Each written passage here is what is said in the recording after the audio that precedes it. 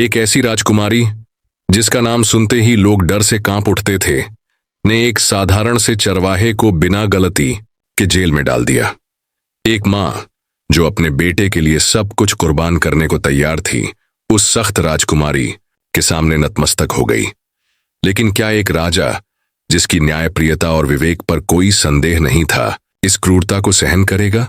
और क्या वह साधु जो एक चोर को बदलने का सामर्थ्य रखता था, इस राजमहल की तानाशाही को चुनौती देगा? जानिए, जब स्वार्थ, न्याय और प्रेम टकराते हैं तो क्या होता है। राजकुमारी चंद्रकला का खौफ इतना बढ़ गया था कि जब भी वह अपनी सवारी लेकर निकलती, लोग अपने घरों में दुबक जाते और खिड़कियां दरवाजे बंद कर लेते। वह कभी नौजवान पुरुष को देखना पसंद नहीं करती थी। एक दिन चंद्रकला ने अपने सिपाहियों की कुछ टुकड़ी ली और शिकार पर जाने का मन बनाए। चलते चलते वह एक घने जंगल में जा पहुंची। पूरा दिन जंगल में घूमने के बाद भी उसे कोई शिकार नहीं मिला। जैसे जैसे दिन ढल रहा था, उसका गुस्सा और अधिक बढ़ता जा रहा था। एक सिपाही ने चंद्रकला से कहा, यदि आपकी आज्ञा हो तो अब हमें घर चलना चाहिए। परंतु चंद्रकला के पास कोई दूसरा रास्ता भी तो नहीं था। फिर वे खाली हाथ ही जंगल से घर लौटने लगे कि तभी एक गड़हरिया युवक अपनी 100 भेड़ों के साथ उसी रास्ते से गुजर रहा था।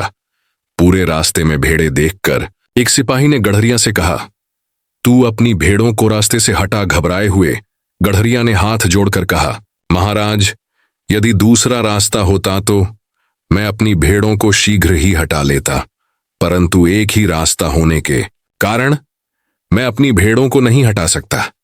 यह बात जब चंद्रकला के कानों तक पहुंची तो उसे बहुत गुस्सा आया और उसने गड़हरिया को बंदी बनाने का आदेश दे दिया और कहा, इसे बंदी बना लो और ले जाकर कारागार में डाल दो और इसे ऐसी जगह रखो जहां यह सही से खड़ा भी ना हो।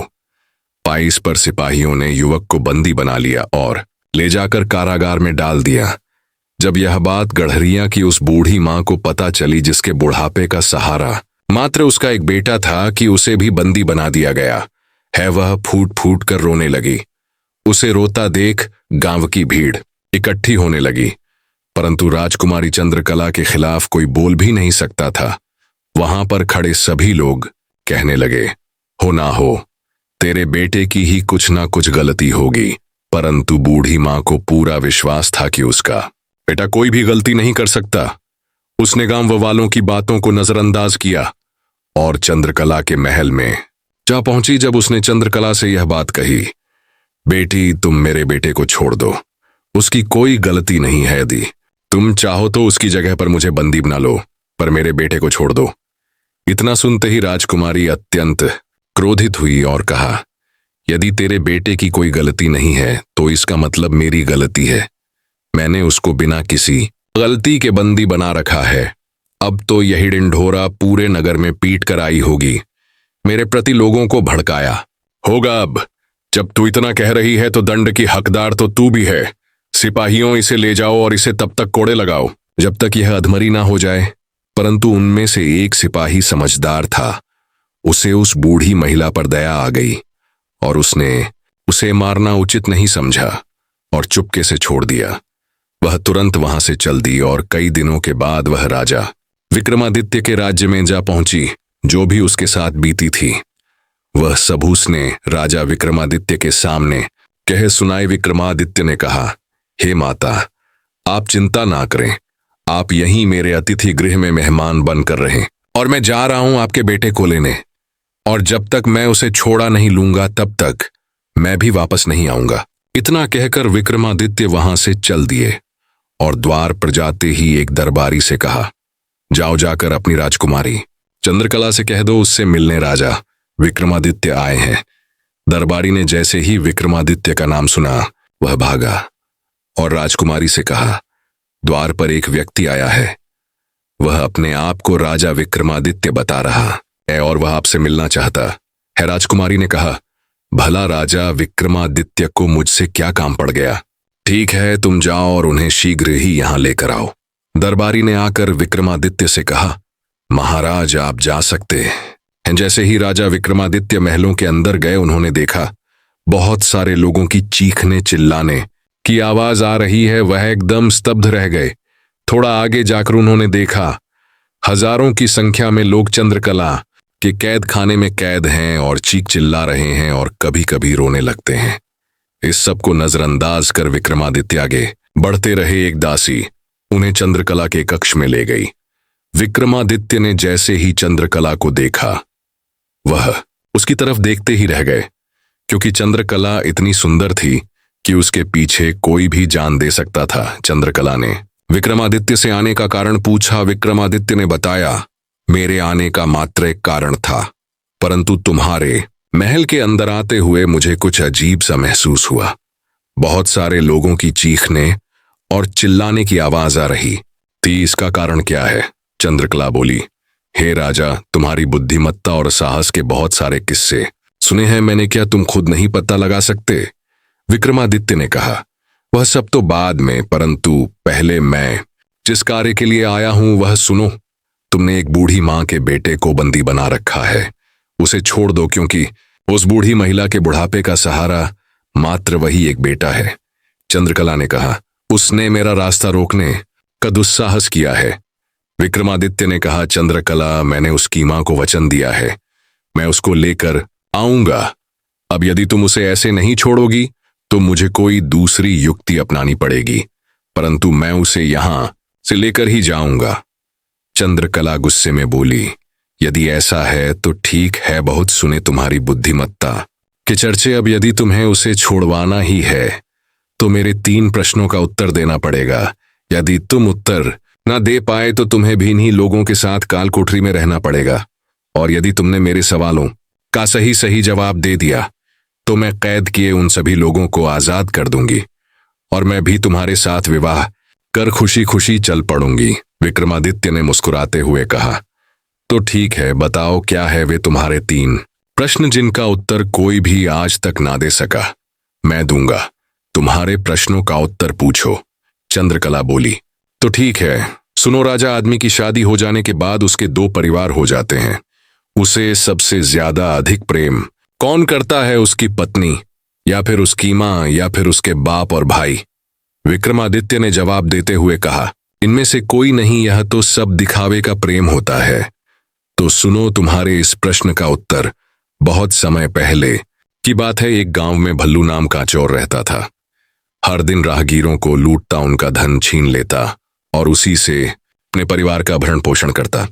एक दिन वह चोरी करने के इरादे से रास्ते पर चुपचाप बैठ गया और किसी के आने का इंतजार करने लगा, पर बहुत देर हो गई और कोई भी उस रास्ते से ना गुजरा। तभी थोड़ी ही देर में एक बूढ़ा साधु आता दिखाई दिया। अब भल्लू के जान में जान आई। उसने सोचा, यह जरूर कोई व्यापारी होगा जो धन छुपाने के लिए साधु बन गया है, मुझे इसे रोककर इसकी तलाशी लेनी चाहिए। भल्लू इतना सोच ही रहा था कि वह साधु उसके पास आ पहुंचा। साधु को देखकर वह तुरंत उसके सामने आ गया और चाकू निकालकर उसे दिखाने लगा, लेकिन अजीब बात हुई, चाकू का कोई असर उस साधु पर नहीं पड़ा। भल्लू बोला, ए राहगीर, तू सच में साधु है या सिर्फ बनने का नाटक कर रहा है? जो भी धन है वह चुपचाप मेरे हवाले कर दे, नहीं तो जान से हाथ धो बैठेगा। साधु ने शांत स्वर में पूछा, बेटा तू कौन है और यह पाप क्यों करता है? भल्लू ने झुंझुलाकर कहा, जिसे तू पाप कह रहा है उसी से मेरा पूरा परिवार पलता है। यह मेरा काम है, पाप नहीं, और अगर तू धन देने में जरा भी देर करेगा तो तुझे मार डालूंगा। भल्लू ने तरह तरह की धमकियां दी, पर साधु अड़िग रहा। फिर साधु ने पूछा, बेटा तुम्हारे परिवार में कौन कौन है? भल्लू बोला, मेरे माँ बाप, भाई, पत्नी और बच्चे, वे सभी मुझे बहुत प्रेम करते हैं। उनके लिए मैं कुछ भी कर सकता हूं, चाहे कितना भी गिरा हुआ काम क्यों ना करना पड़े। साधु गंभीर हुआ और बोला, बेटा दुनिया में कोई किसी का नहीं होता, जो तू कर रहा है वह पाप है और इसका फल तुझे अकेले ही भोगना पड़ेगा। इतना कहकर वह साधु जाने लगा। भल्लू फिर उसके सामने आ गया और उसकी तलाशी लेने लगा, लेकिन जब साधु के पास कुछ भी नहीं निकला तो भल्लू समझ गया कि यह साधु असली है। वह निराश होकर एक ओर बैठ गया। उसे उदास देखकर साधु ने कहा, बेटा उदास मत हो, मेहनत कर, नौकरी कर, जीवन सुधार। चोरी करके तू अपना जीवन औरों के दुख से भर रहा है, किसी को कष्ट पहुंचाकर तू कैसे खुश रह सकता? भल्लू ने गुस्से में कहा, साधु महाराज, ज्ञान की बातें मत कीजिए। अगर इन बातों से पेट भरता तो मैं चोरी क्यों करता? नौकरी से किया मेरे बच्चे वैसी ही सुख सुविधा जी पाएंगे। और आपने कहा दुनिया में कोई किसी का नहीं। अगर मैं आज घर ना जाऊं तो मेरी याद में कोई खाना नहीं खाएगा। मेरी पत्नी तो पानी भी नहीं पिएगी। आप कहते हो कोई किसी का नहीं। साधु मुस्कुराया और बोला, मैं इसका प्रमाण दे सकता हूं। बल्लू चौंका, कैसे? आपको कैसे पता? मेरे परिवार वाले मुझसे कितना प्रेम करते हैं। साधु ने एक पुड़िया दी और कहा, इसे मुंह में दबाकर घर जाकर चुपचाप लेट जाना, फिर मैं आऊंगा और सिद्ध कर दूंगा कि दुनिया में कोई किसी का नहीं। भल्लू घर गया। जैसा कहा गया था उसने पुड़िया मुंह में दबाई और खाट पर सीधा लेट गया। है चंद्रकला वह साधु का दिया। पानी किसे पीना चाहिए था, उसके माता पिता को, भाई को या उसकी पत्नी को? चंद्रकला बोली, वैसे तो उस पानी में कुछ भी नहीं था, पर मौत का भय तो सबको होता है ना। विक्रमादित्य मुस्कुरा कर बोले, तुम्हारे उत्तर में ही तुम्हारी कमी छिपी है। जैसे उन लोगों को मृत्यु का भय था, इसलिए उन्होंने पानी नहीं पिया, तो जो तुम्हारी कैद में वर्षों से बंद हैं उन्हें भी अपने प्राणों से उतना ही प्रेम होगा, और ऐसा भय तो उनके साथ हमेशा रहता होगा। इतना सुनते ही मानो चंद्रकला के शरीर से प्राण ही निकल गए हों। फिर वह हिम्मत जुटाकर बोली, इतना खुश होने की जरूरत नहीं है, अभी मेरे 2 प्रश्न शेष हैं। विक्रमादित्य मुस्कुराए और बोले, पूछो। अपने वे भी 2 प्रश्न आगे की कहानी के लिए जुड़े रहिए हमारे साथ। अगर आप हमारे चैनल पर नए हैं तो चैनल को सब्सक्राइब करें। इसका अगला भाग बहुत ही जल्द लेकर आऊंगा। जय महाकाल दोस्तों।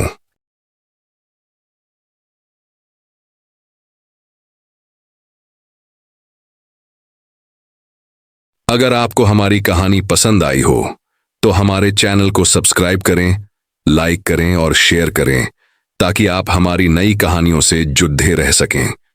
साथ ही कमेंट करके हमें बताएं कि आपको कौन सा हिस्सा सबसे ज्यादा पसंद आया।